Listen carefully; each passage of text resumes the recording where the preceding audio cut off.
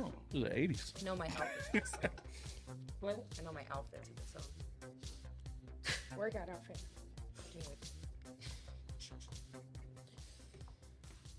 Dude, someone flicked a cigarette at me last night. Hello, everybody, hello, and welcome to Weeks Into It. This is a weekly podcast that focuses on movies, TV, and entertainment in between. I am one of your hosts, Pat. And this is Kevin. Today we are joined by very, very amazing people. We got some special guests on the podcast. We're joined by Jesse Schneider, returning to the podcast. Welcome, Yes. Jesse. And we also have Heather, Liz, and Bronte. Welcome to the podcast for the first time. Hello. What up? Yes.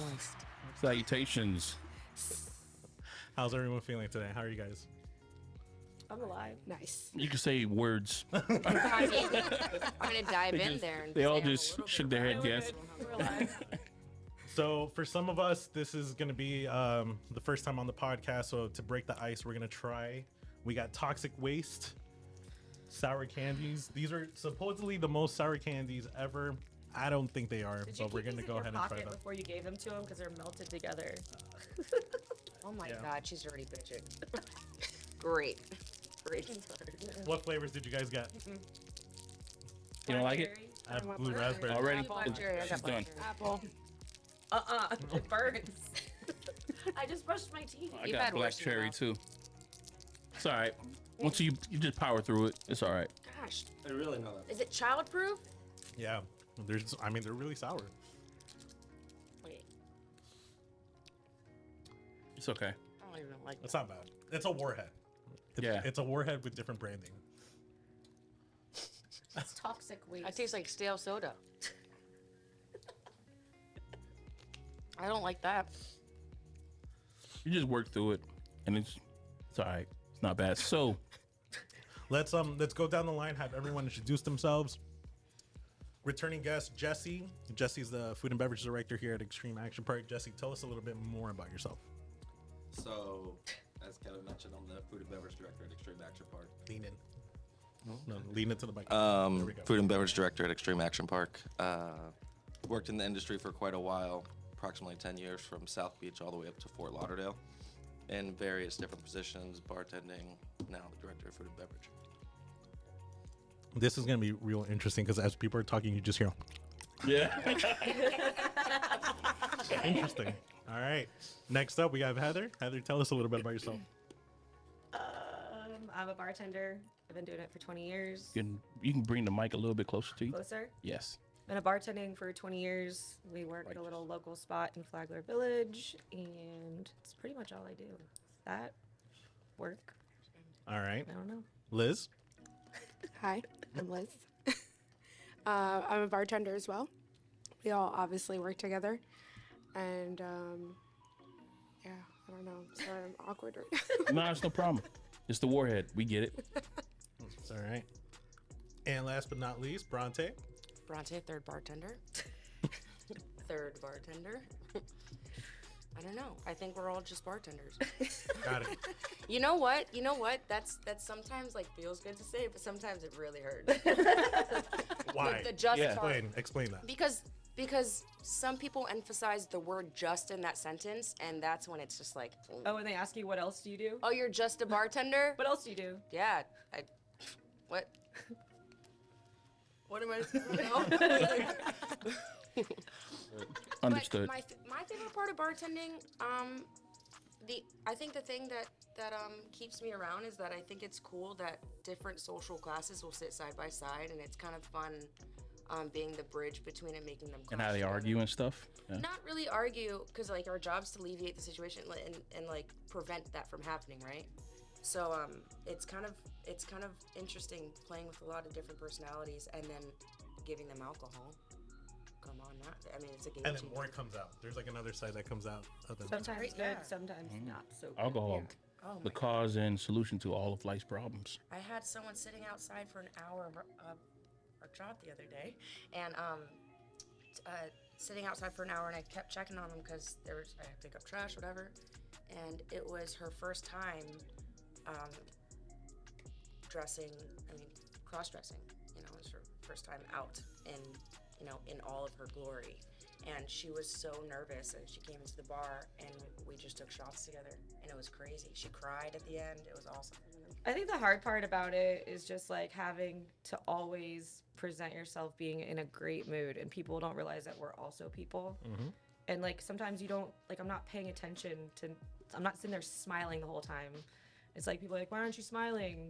And I'm like, like if I'm thinking about weird shit in my head sometimes just to like get time to go by, and I don't think to smile. It's like when you're a plumber and you're fucking elbow deep in shit, are you smiling the whole time? It's like, Yeah, I think that person's a psychopath. Whenever people are like, you should smile, I'm like, do you fucking smile doing dishes? Like, what is your problem? God. yeah, it's like sometimes you don't realize you're not smiling. Doesn't necessarily mean you're in a bad mood. Then people like, you should be nicer because you're not smiling. I'm like, I'm smiling on the inside, just can't see it. But it's Now, one thing that I've actually witnessed though, I'm curious as to why you guys didn't bring this up. Have you ever been looked upon as like their therapist?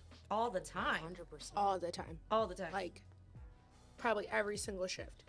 Because I've actually Several witnessed that. I've witnessed that, like people going to the bars because it's like, no, this is my weekly session. yeah, So that you can and hear it's my like Groundhog story. Day for us because we have to hear the same story every day. But it's also it works both ways for sure. It's like a revolving door, you know. Like we do the same thing there. When people are able to be sentimental with us on one side of the bar, it breaks the clash of like playing ping pong personality over here, and then it's like, oh shit, you just snapped me back into like reality, and then made it comfortable to talk about stuff and work. Like it's like, for sure. Yeah, Sam. I've always worked in like a more fast pace, so that's why kind of Roxanne's is like for me, it's kind of like a little setback because I'm not used to it. I'm more used to like just doing volume and not having music being so loud, and you just don't talk and you just push drinks out.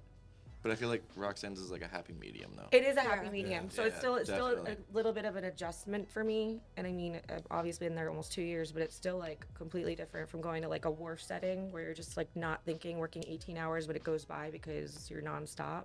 Whereas like sometimes you'll sit at the bar, especially in the summertime in Florida, and this is our first actual summer we've had in like 2 years. And you'll sit there sometimes for like 3 hours. And I'm just like, oh, I ran out of Candy Crush lives. I don't know what to do. I'm losing my mind. I over organize the bar, overstock things. Like I just get bored. You ever just do Kegels? I do. Oh yeah, we told us about your Kegel story. All right, we're not gonna talk about it, but But Liz and Bronte, do you prefer that fast-paced environment or the more controlled, like, no, I'm going to take my time making this drink and I have time to converse and all that? I've done both, and I feel like I'm kind of in the middle. Like, I enjoy working at Roxanne's and how simple it is and how you can elevate it if you really wanted to. But it's also, I mean, obviously in a perfect world, when you're not slammed and making those craft cocktails, it's enjoyable if you enjoy doing it, because it's like kind of satisfying just making like that perfect cocktail. And it's like, I know this sounds really cheesy, but Nah. like egg white cocktails, like when you just get like that right amount of foam and stuff like that. I don't know. That's how I see it. I just Do you see, still like, get excited when you make That's like a kind bunch of of like the shots and it science comes behind out it. perfectly? oh my Yeah. god. It's like some sort of like excitement for me that when Yeah, somebody super orders like satisfying. 10 lemon drops and I pour the perfect amount and I'm just like, It's like one of those like oddly satisfying things. Or when you're pouring the last shot out of a bottle and it's perfectly one Yeah. shot. It's like, oh. yeah. But you see, but everything that you're saying sounds corny from your perspective Nah. because you're in that world. Now I enjoy that too. When I actually watch that happen, I'm like, oh damn, that's pretty cool. But I don't want to voice it because I want to see like a fucking nerd. you know? Exactly. So for you, it's like a normal thing. For other people, that's like, oh shit, that's super interesting. Because like we know people that have like no perspective in that world. Like they will go to a bar and it's Oh, you like, could tell when they walk in the door. I don't know, like do you serve beer? It's like they'll think of like the Yeah. dumbest When shit to people ask ask. if we have a bathroom, I'm like, I don't even fucking answer. You can tell somebody.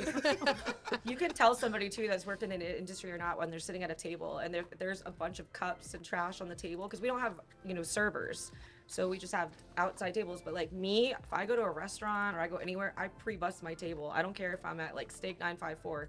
I'm cleaning my table because I hate it. But you can see like when they've got like 20 plastic cups on their table and the garbage is right there. I'm like, they've never worked in the industry before. Also, you're a shit person. You throw Yeah. trash out the window when you're driving. Who does? Those people. Oh yeah, I thought you For said sure. I do. I was like, no, you don't. Also, you're a shit person. I was like, I do not litter. I hate Heather, that. next I would card I smoke ever get cigarettes, you, I that's would- all I'm writing. When I smoked cigarettes a couple of years ago, and I would go to the beach, I would never leave them. I thought that It's was wild. a disgusting thing. It kills the sea You know, turtles. this conversation kind of brought me back to the last question of what's the worst thing about bartending? There we go. Is just fucking horrible people that literally don't know what it's like to work in the industry I feel like you should have and- to work in the industry to go out. Like or you should just have to live life. Yeah, So I I think it should be a class in high school. Okay. Yeah, I agree. especially in South Florida. Last week, I was working at Roxanne's. It was Pride weekend. A lot of people came after the parade and everything.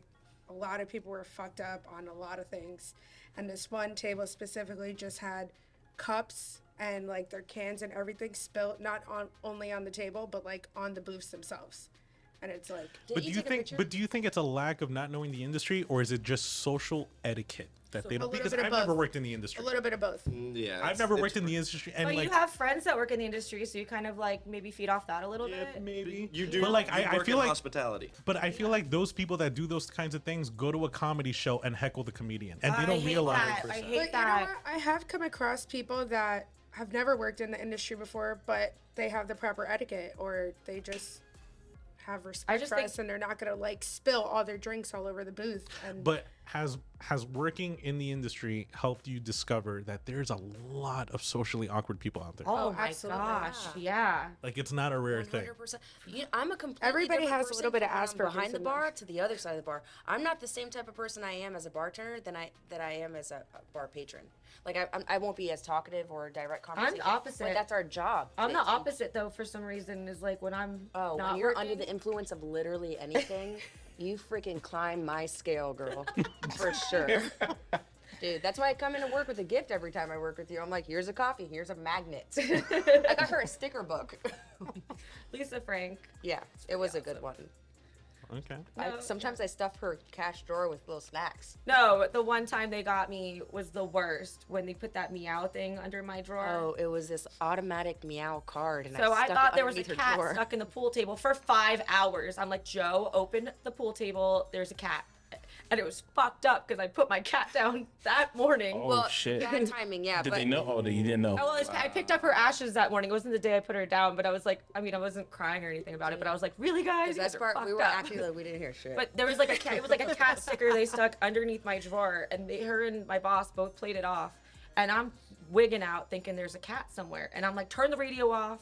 There's a cat. Where's the cat? she's telling, Open the she's pool telling table. customers this is a freaking community search now. I was like, And we're everybody like- look for this cat. And then Joe finally was like, I can't do this to you anymore. I go, 5 hours you did this to me. What do you mean you can't do it anymore? Heather and I have completely opposite personality types, unless we're both high, and so I have to keep myself awake by fucking with her.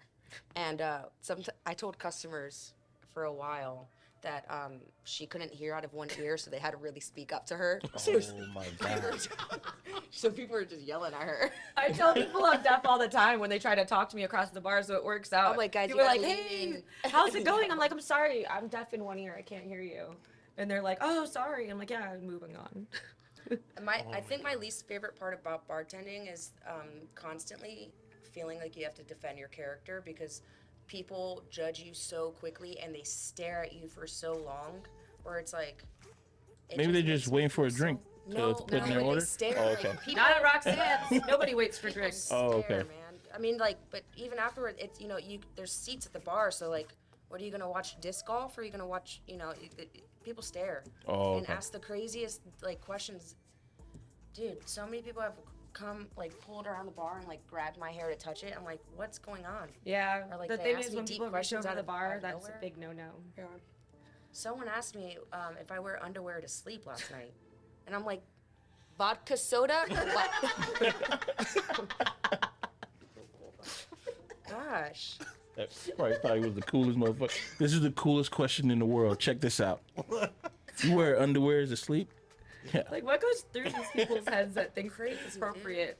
It's just peopling. I think, though, that if you're living in South Florida and us being such a hospitality-driven area, I feel like you should have to take a course in hospitality. Yeah. Like, I used to have to take etiquette in high school to learn how to be a person. Like, they made me take etiquette, so like, why not take hospitality? To learn how to act when you walk out your front door, yeah. No, I don't think they do that anymore. I Yeah. think when I was They in high should. school, they had like home economics, and I think the only thing that I ever learned from there was how to take care of an egg. That's it. Did you do In that? what way? Like Yeah, I think that was just Did cooking. you Not try it? cooking it, just you have to take home an egg for, I think it was like on a Monday, and then we had to bring it back on, it was a block scheduling, so I think it was like on a How do they Thursday. know if you didn't switch your egg out? No, they paint it. They You paint can the egg. repaint.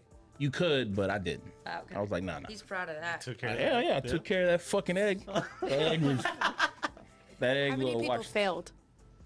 A lot of people fell. A lot of people got brand new eggs, and they repainted the thing. And I don't know, man. It was not hard to take care of an egg. All you got to do is just put it down and you just leave it. It's not gonna do anything. It's not gonna go anywhere.